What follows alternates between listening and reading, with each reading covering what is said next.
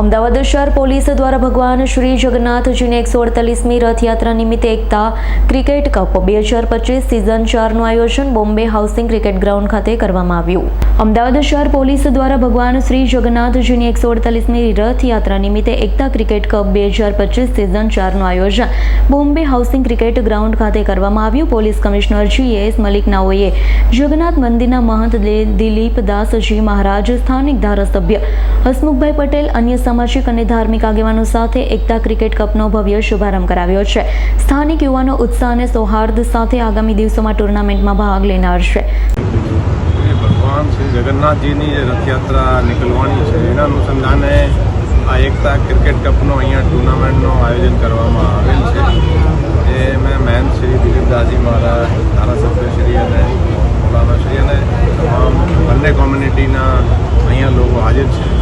કુલ 16 ટીમો છે. દરેક ટીમમાં બંને કોમ્યુનિટીના લોકો છે અને જે વિસ્તારથી રથયાત્રા નીકળે છે એની ટીમો છે, પ્લસ બીજી પણ ટીમો છે.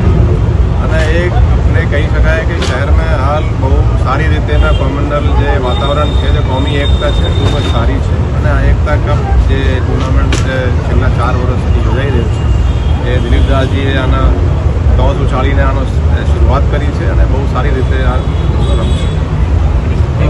સંજીવ રાજપૂતનો રિપોર્ટ, S9 ન્યૂઝ, અમદાવાદ. અમારી તમામ માહિતીથી અપડેટ રહેવા માટે જોડાયેલા રહો S9 ન્યૂઝ સાથે.